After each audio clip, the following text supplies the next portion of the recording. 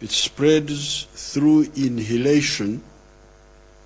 If somebody with the virus coughs, or cholera, or sneezes, or kwetiamra near you, within 4 meters from you, it will then infect you through the inhalation of what they call in Runyankore urwoya. Urwoya, like when you are cooking food, you see the vapor coming out. So some sort of vapor also comes out of people's noses of the sick person that would have coughed or sneezed. Therefore, problem number one for this virus is somebody sneezing or coughing near you.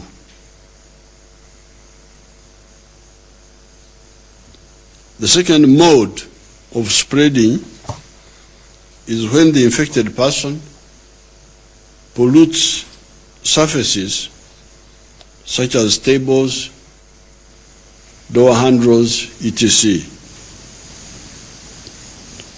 If you touch the polluted surface and then touch yourself in the soft parts of the body, the eyes, the nose or the mouth, you also get infected. So the second way of spreading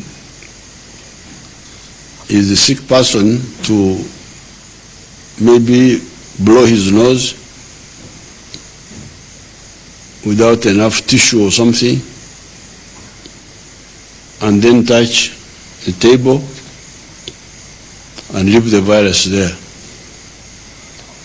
And then you come and you carelessly also touch, but you don't end there.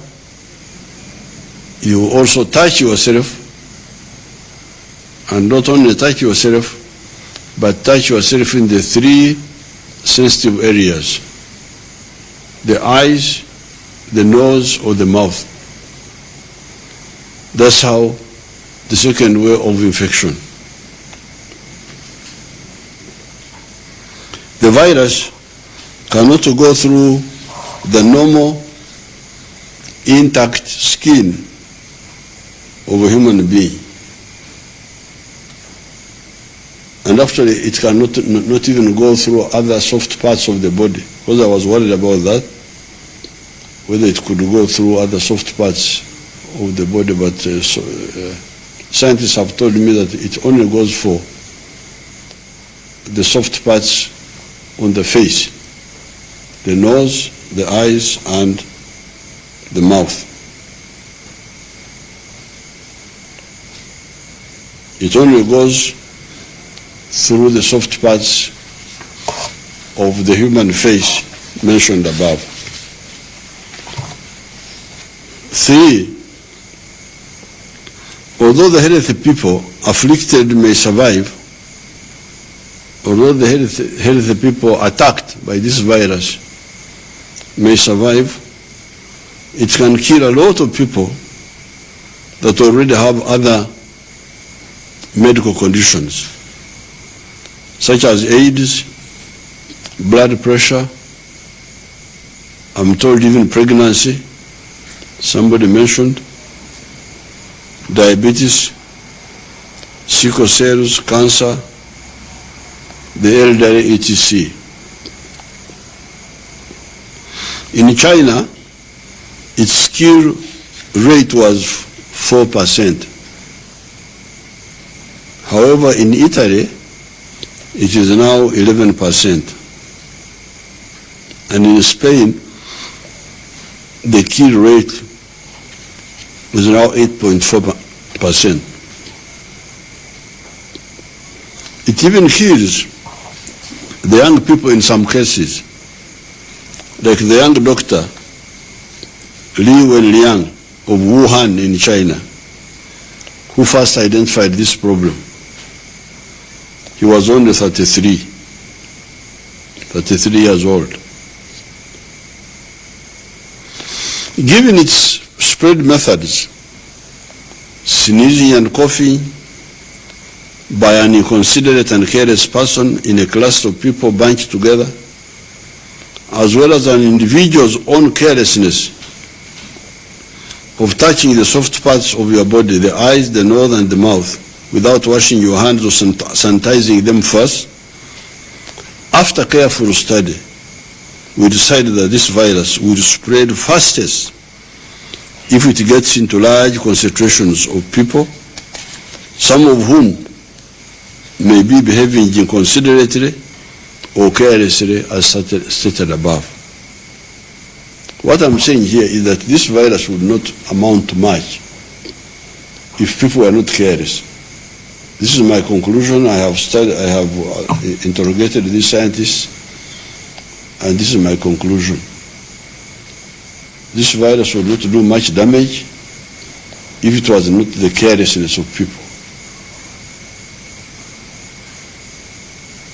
Don't go into a group of people. If you have a cold, stay at home. Because you don't know what that cold is about. And you don't get near somebody who has got a cold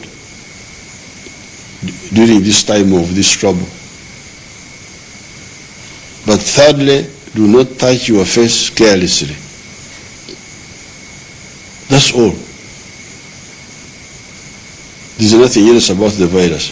However, but because people are careless, that's how it becomes a big problem. And because of that, knowing that many people don't bother, we therefore, and we know that if it gets into big groups, it will spread like wildfire into concentrated human groups. We therefore adopted the strategy of dispersing any concentration that may provide fuel to this virus. In my address of the 18th of March 2020, I put out 13 actions that dealt with this problem in part, as well as other associated matters. The 13 measures announced then were: close all the education institutions which accounted for 15 million Ugandans. Those ones were closed. Because those were big groups waiting to be infected, because there are so many, and many of them are carefree. So we knew this was a very dangerous entry point. 2, we suspended communal prayers in mosques, churches, or in stadia and other open-air venues. I'm very glad the religious leaders also agreed that God was in all places, omnipotent, omnipresent, that we can pray at home. So we dispersed the prayer groups. We stopped all public political rallies, cultural gatherings, or conferences. Number 4, we banned Ugandans from moving to or through Category 1 countries that had large number of corona cases by that time. Number 5, we allowed returning Ugandans, provided they underwent mandatory quarantine at their own cost for 14 days at a venue identified by the Ministry of Health.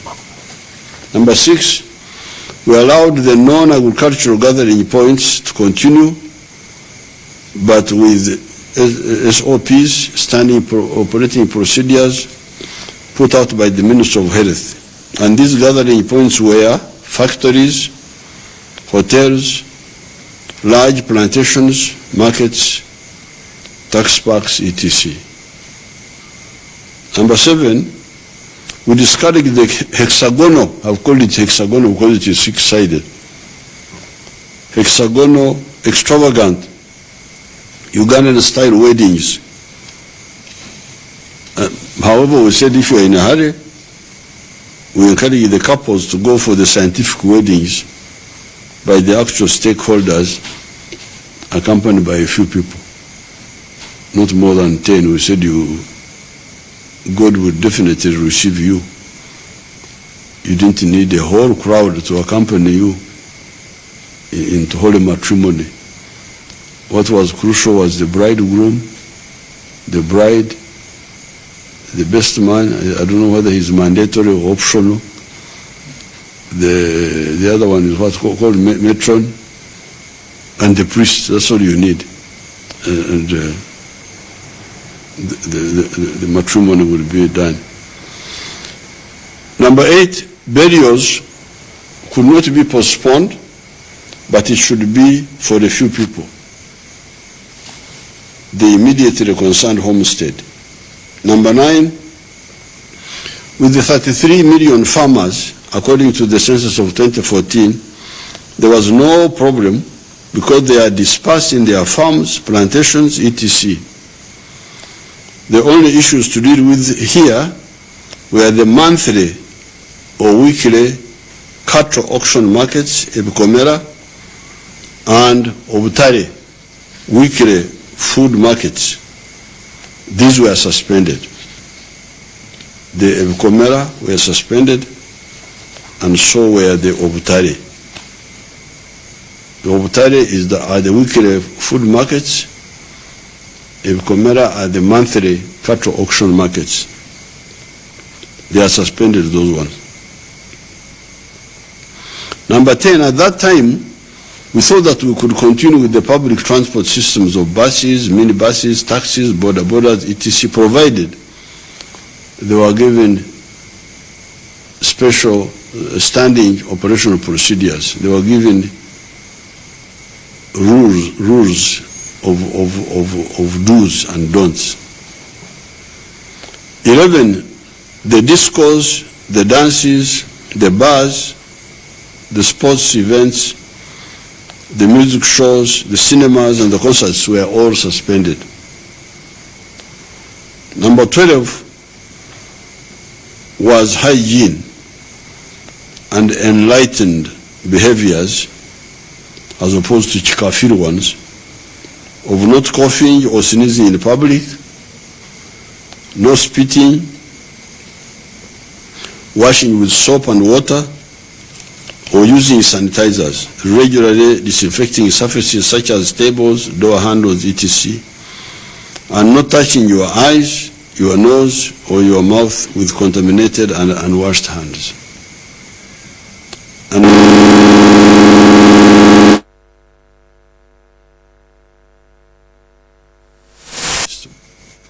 these were the 13 points which I announced on the 18th of March.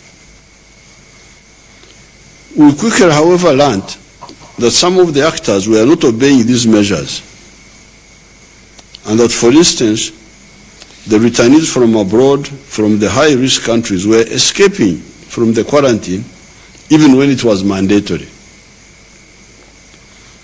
The ones in self-quarantine were also escaping, e.g. the Chinese that were arrested on the Congo border in Zombo, or the returnee from Kisumu, that is the father of the Iganga baby that turned out positive, that went into hiding. These gaps could cause us serious problems. These gaps were undermining the strategy of denying the virus the fuel that it could ignite and sustain its expansion by ensuring that there is no matchbox and there is no dry grass, no virus, and no concentrated masses of Ugandans. Therefore, on the 21st of March 2020, on the 41st anniversary of the Battle of Rugando, I announced 2 new additional measures. 1, stopped all passengers coming into Uganda by air, land, or water. This affected incoming planes, buses, taxis, or boats. Number 2, we also prohibited from entry into Uganda the pedestrians or people on bicycles that were coming from the neighboring countries. In all these measures, we are careful to clearly state that cargo planes and cargo vehicles within Uganda and between Uganda and the outside world should continue with only the crews for the aircrafts. Cargo must continue. Cargo, emigugu, mizigo, lazima hiyo iendelee.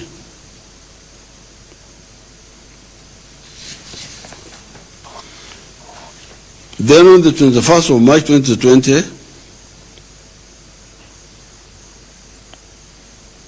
we announced additional measures as follows. That was later than the 21st. There must be some correction here.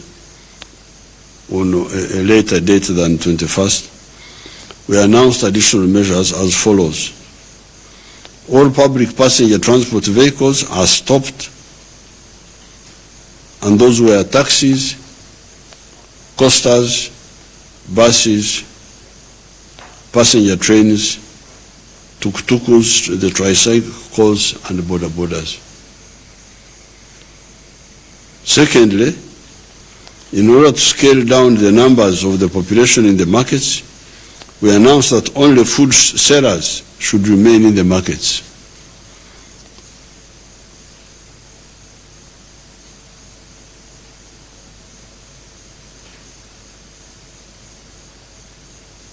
The non-food sellers should suspend their activities. However, that time we said private vehicles could continue, but with only 3 people maximum per vehicle.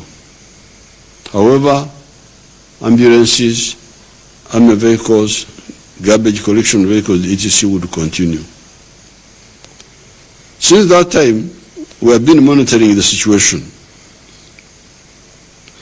It was good we took all these measures. However, there are still windows through which the virus can continue to spread. As of today, the 30th of March 2020, 31 Ugandans and 2 Chinese have been confirmed as being positive with the virus. Almost all of them are imported cases by Ugandans returning from mainly Dubai, UAE, but also from Europe, the USA, and Afghanistan. Only 3 are the ones that received it from the importers. These 3 are the wife and daughter of the Masaka man and the baby from Iganga, whose father had returned from Kisumu in Kenya. Out of the 33, the number of 8 were intercepted at Entebbe. In the quarantine, who was detected by the temperature monitor, and another 7 that were first identified by the temperature monitoring system. This means that 14 out of the 33 had already entered the city. They had already come in the compound. And some had even entered into the house, since we did not detect them at the entrance, or they escaped from the quarantine holding ground. How many other Ugandans did they interact closely with the possibility of infecting them? That is what we need to discover, and we need to do it soonest.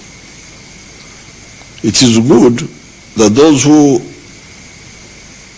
start feeling the symptoms report themselves, like the case from Hoima did. However, this disease has two characteristics that make work of fighting it tedious and quite challenging, and need maximum vigilance. One characteristic is that some of the infected people may not feel sick and may not even know that they are infected. Yet they will continue spreading the disease, of course, through the carelessness of the general population of, for instance, polluting surfaces and touching oneself in the soft parts of one's body, which I've already mentioned, the eyes, the nose and the mouth, and sitting very close to one another, even if the infected person is not coughing.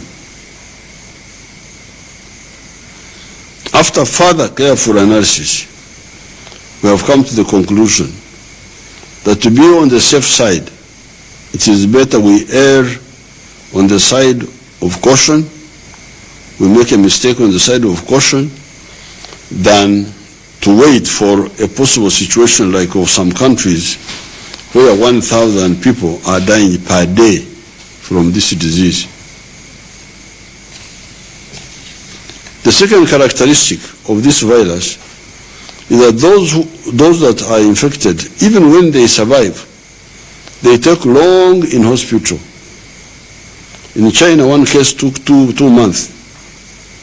This has caused the filling up of all the hospital places, even in the countries with advanced medical systems, until a situation where the medical authorities have to decide on who should be allowed to die and who should not, because they have nowhere to put them in the hospital. Therefore, with these cases that entered in the house, we should not wait for that situation to develop. Incidentally, we now have under quarantine a total of 839 persons. Even those that are alleged to have escaped from the quarantine have all come back. How many people had they interacted with, and how careless are they with the sitting close to one another and with the carelessly touching their soft parts? We don't know. We therefore think that there is less risk in taking the risk of the bitter medicine of maximum restrictions for a limited time than gambling by assuming that the pollution, the contamination was limited when we are not absolutely sure. Since we started this campaign of sensitization, if everybody listened by not coughing and sneezing near other people, by not sitting too close to one another when the infected person has got no symptoms, and by not carelessly touching oneself in the soft parts, and by not shaking hands, etc., the cases that entered into the house would not have spread the disease. Those people who came would not have spread the disease if people are not behaving carelessly. The question, however, is in quotes, did our people listen? Did they listen to our advice? Don't cough near other people. Don't touch yourself with unwashed hands. That's all that was required. But we are not sure that people listen, because if they did that, then the virus would not spread, even if the people went into the population.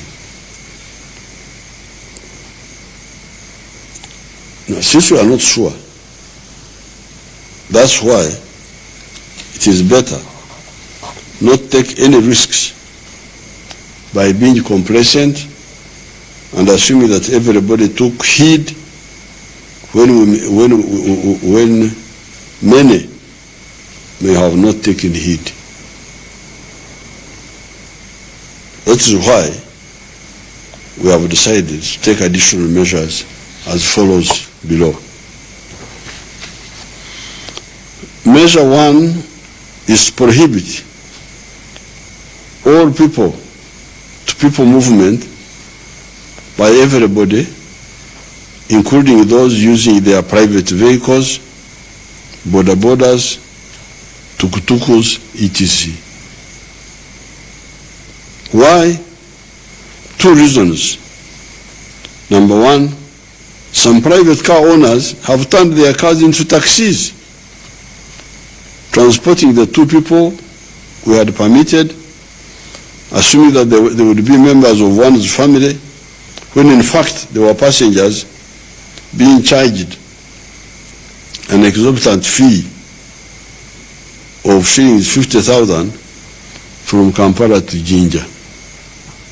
Hence, the problem we were trying to cure of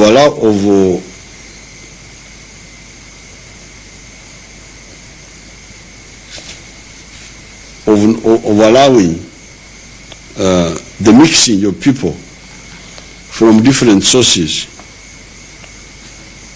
was not being addressed. The big effort is to make sure that people from different sources don't mix, because they don't know who is suffering from what, and that's why they shouldn't mix. Instead, that problem was taking new forms. The people with private cars were now the new public transporters without licenses and facilitating the dangerous mixing in the process. Secondly, even more importantly, is that even if the private car owners had been disciplined and only moved around with only the 2 members of their families, still that movement would be dangerous, because we do not know who has the virus now and who does not have, given the penetration of the imported cases into the society, short-lived though it may have been. The ban on the use of privately owned passenger vehicles will take effect from 2200 hours, which is 10 o'clock, Shahina Zekiro, Sawa Nya Zekiro, Sanne za usiku, today, the 30th of March 2020. I would have given the public time to adjust on more scientific, but on a more scientific study, it was found that this would be a wrong policy. Why? A longer time would give people time to try and go to the villages. In so doing, they may transfer the very sickness we are trying to prevent. So please don't think that we are not considerate, we know all that, but we know the human nature, how people behave. They may think they are running away from danger and going to the villages, to their homes, when in fact they are taking death to our people in the village.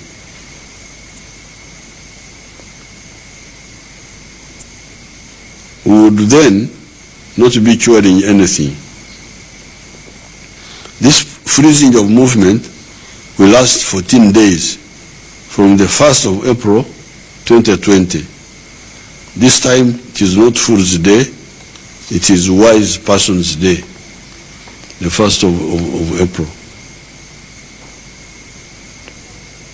The second category, number 2, the second category of concentrations are the shopping malls, arcades, hardware shops, which gather a lot of people to sell and buy non-food items. These are suspended for 14 days starting with the 1st of April 2020. Number 3, all the non-food shops, what some people call stores, because stores, I thought it was where you keep things. But now I'm being told that I don't know where they call shop, store, a duka.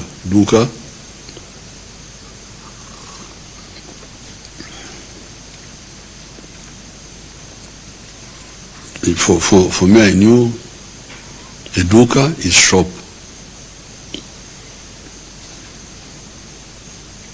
Bustoha is a bustoha.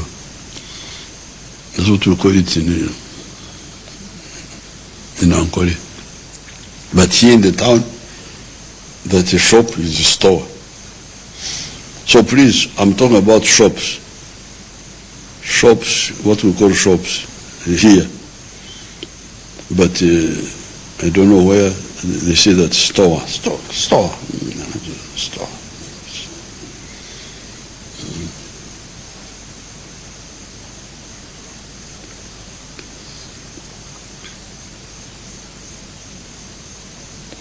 Number 3, all the non-food shops, in brackets stores, should also close. Only food shops or stores, as they call them, selling agricultural products or agricultural inputs, not only products but inputs, selling veterinary inputs,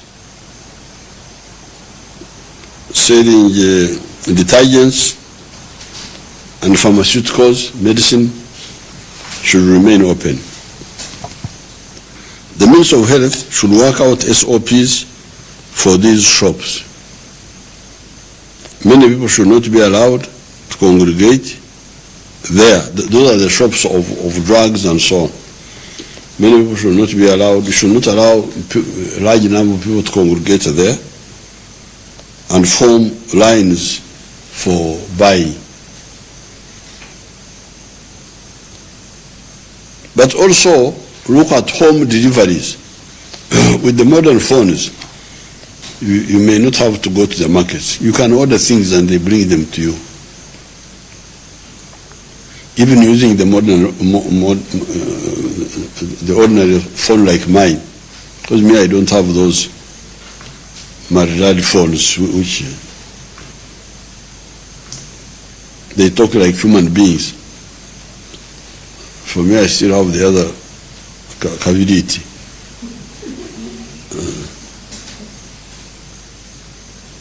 But even my cavidity, I can order for food. So you bring me here, so that I don't have to move. Therefore, home deliveries should instead be encouraged by all these issues of market. Number 4, the supermarkets should remain open, but with clear SOPs, standard operational procedures, that should restrict numbers that enter and leave the site at a given time, and the handling of trolleys within the supermarkets. A lot of people can be infected by handling the unsterilized trolleys within the supermarket. Number 5, the established food markets in Kampala and other towns should continue to be open. The established food markets, these are food markets in Kampala and other towns, should continue to be open. However, 2 precautions must be observed. 1, the distance of 4 meters to the front, to the left, to the right, and to the rear, between seller and buyer, and also between seller and seller, must be observed in all the markets. Secondly, the sellers must not go home during the 14 days. There is a big problem of people going to sleep in the mizigos, wherever they are staying, and then coming to work. Because you don't know where he slept, his residence, what's happening there. The visitors he has received, the neighbors, the bar this person went in, you don't know. And you have got all these people coming from different directions to one point and then going back. That's all right when there is no danger. But since there is an enemy in the house now, that's why we are saying, please, instead of moving like that, coming in, going back, coming in, going back. If there is space, the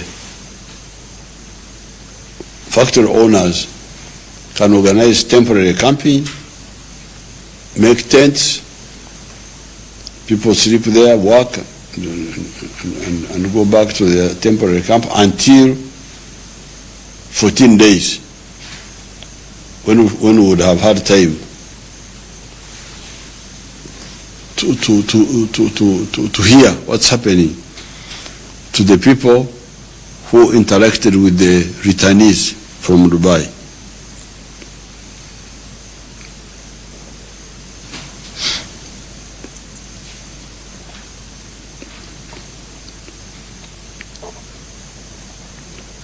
They must arrange to stay near for that duration, for the duration of the 14 days. That movement between workplace to home and back is part of the problem.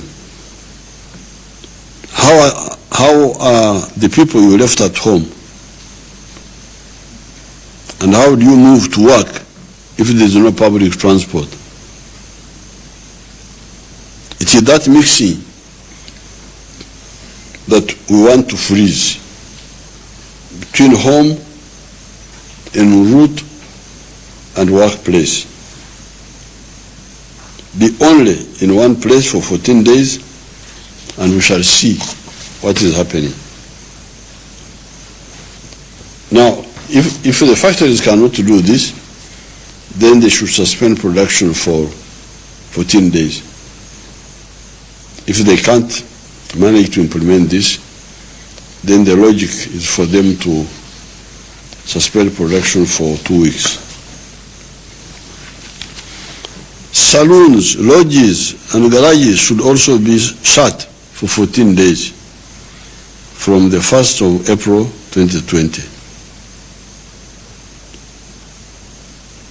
Like the farms, we would like the factories to keep producing because that is the lifeblood of the country.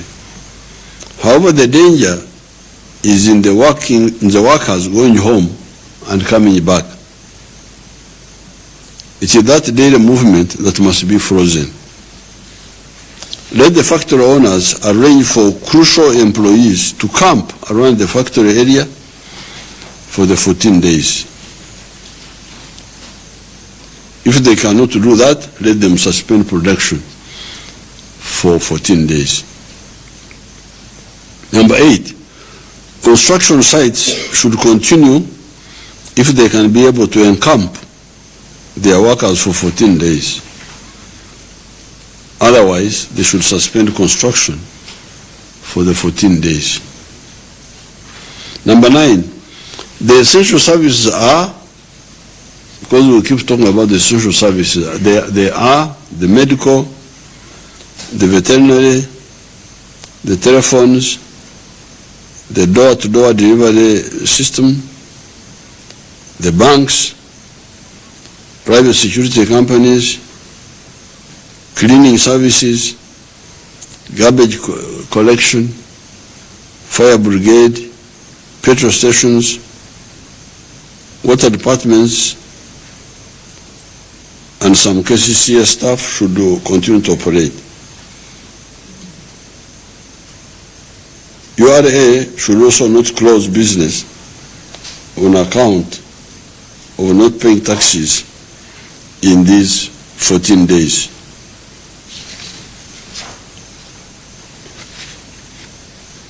Among the groups to continue operating is also UNRWA, the roads group. We need them.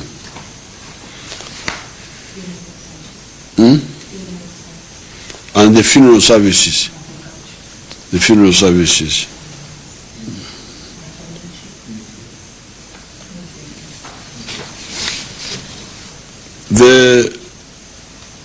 The Prime Minister, the head of, and the Minister of Health can clarify these groups. They can clarify. The main point is that the main part of the government should suspend operations except some groups. I have read some, but if it is some I forgot, then the Prime Minister and the Minister of Health will clarify them.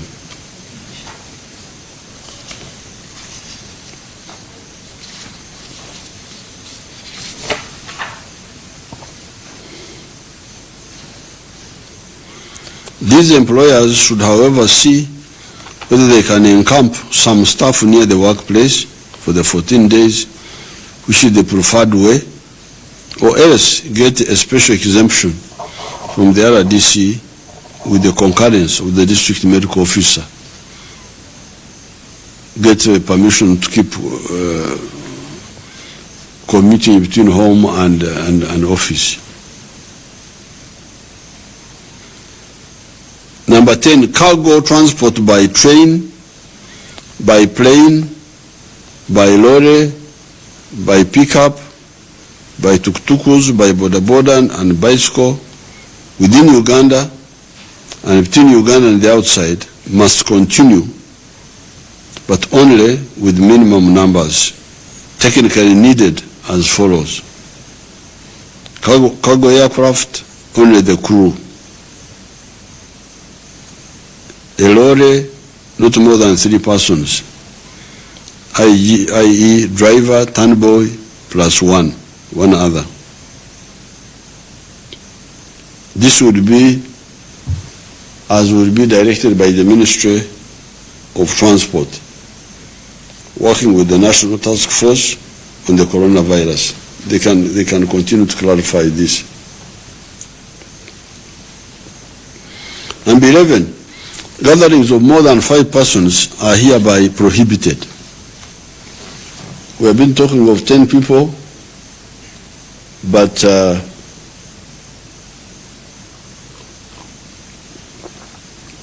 some people are using the 10 people as something to joke with, so we need really to be strict.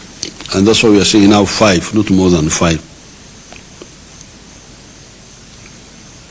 Number 12, except for cargo planes or cargo lorries or cargo pickups and trains, starting with the 31st of March 2020 at 1900 hours, which means saa moja ya usiku, there will be a curfew throughout the whole of Uganda. All other movements should stop except these cargo vehicles.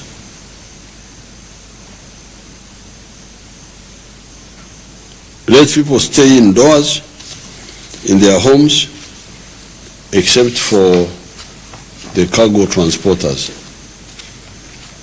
The exemption of cargo transporters does not apply to the border borders or tukutukus or bicycles in the curfew hours. We don't want pikipikis moving around during darkness. Those should only operate during the daylight hours. Number 13, in order to deal with some unavoidable health issues like mothers in childbirth or very sick people, permission can be sought from the RDC to use private transport to take such a person to hospital.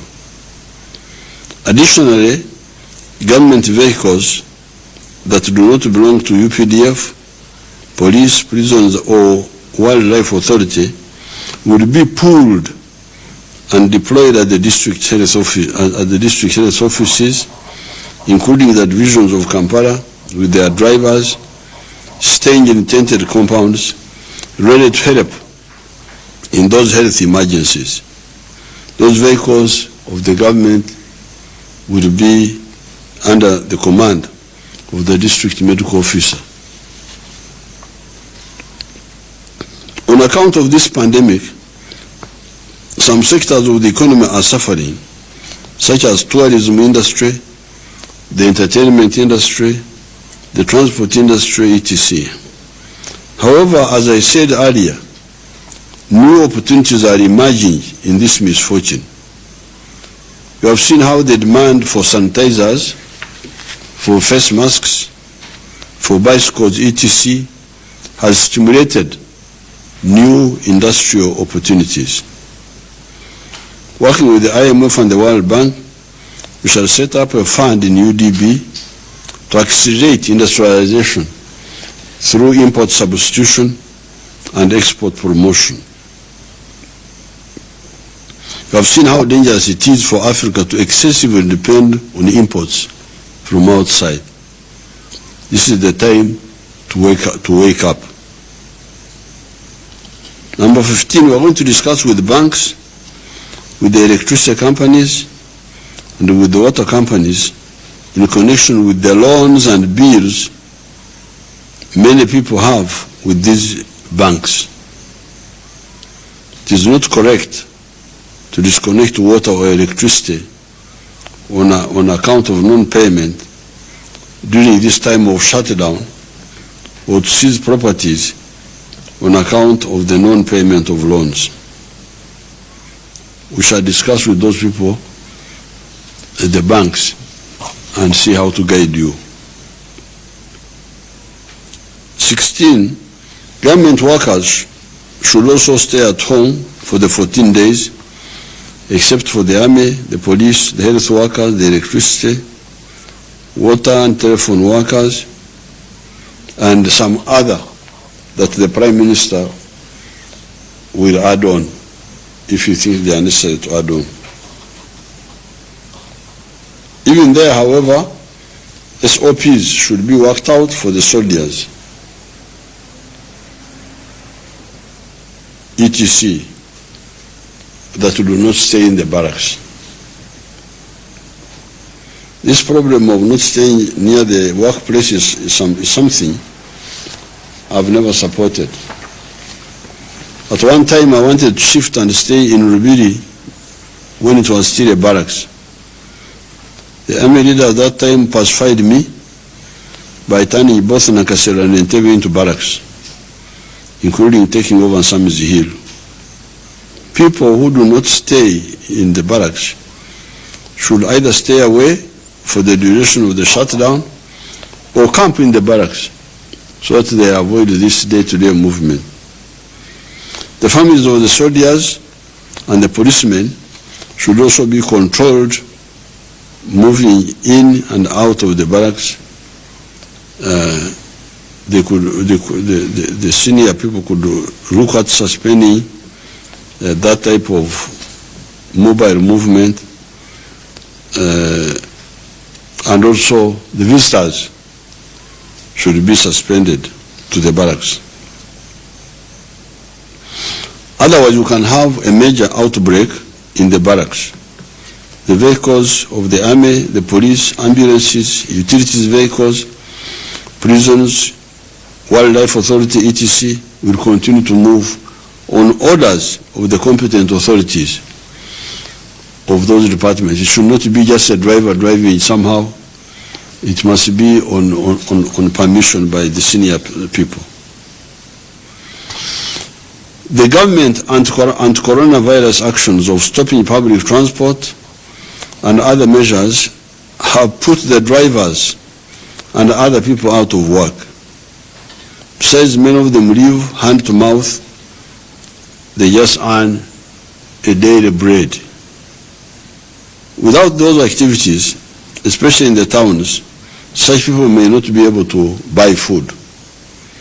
The government, after properly identifying these people, will distribute food to them in the form of wakawunga, of maize flour, beans, powdered milk, sugar, salt, etc.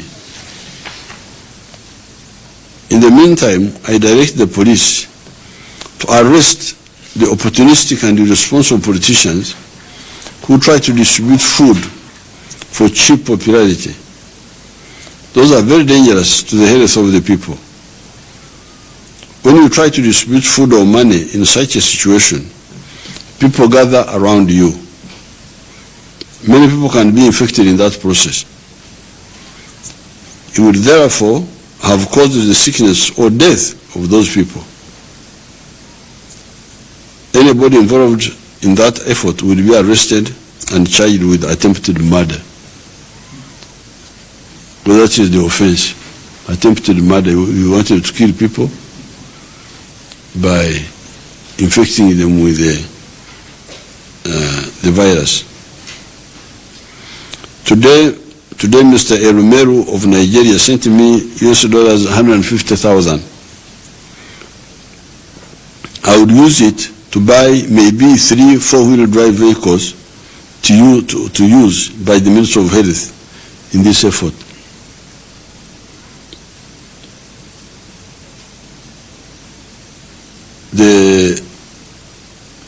Those trying to take patients to hospitals,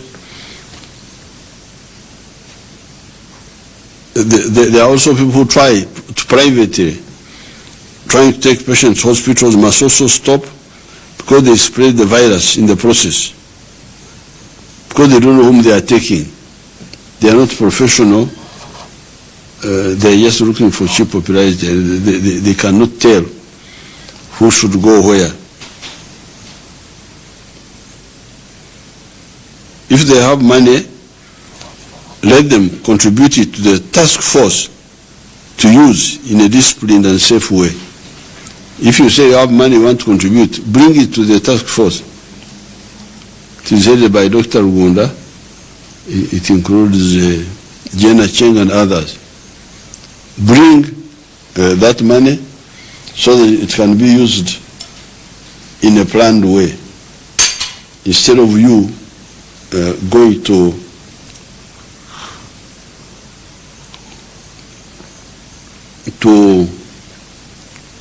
gather people who can then get infected in the process. In Mbale, the Chinese donated to me 2 four-wheel drive jeeps the other day, brand new. I donated them to the anti-corona fight task force. So you'll have vehicles from Erumeru, 3 maybe, then you have my 2, then you can have others we shall add on. On the issue of these people who try to play cheap politics with distributing food and I don't know what. The other day I was in Karamoja. I was going to open the marble factory. First of all, we had to stop the villagers who wanted to come and be part of the rally. We said, please don't come. Just the leaders only came. And even when I was driving 2 through Moroto, the people wanted me to stop and start talking to them. But I would be, because when I stop, they will gather. And when they gather, you don't know who is who. So you are really an enemy. When you hear a so-called leader, people are dying, we are looking for, you are doing politics, cheap popularity. You will be charged with attempted murder because you are trying to kill people. That is the offense. Yeah. Attempted murder, that's how you are gathering people whom you don't know.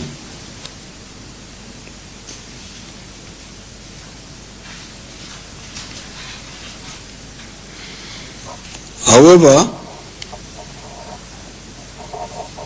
the crucial point is the stopping of the epidemic. I do not want us to lose millions of our vulnerable people to this wholly avoidable epidemic just on account of indiscipline. What is the indiscipline? As I said at the beginning, coughing or sneezing where there are other people, number one. Number two, not washing or sanitizing your hands regularly. And number three, touching yourself in the soft parts of the body with the unwashed hands, the soft parts being the eyes, the nose, and the mouth. And number three, congregating in numbers when science is telling us to avoid this wholly avoidable danger and disperse and do not congregate. There is a sheikh who sent me a portion from the Bible. I was surprised how the sheikh came to know the Bible. But it is from Isaiah chapter 26, verse 20. It says in quotes, "Go home, my people, and lock your doors. Hide yourselves for a little while until the Lord's anger has passed." I thank you and I wish you good luck. Okay?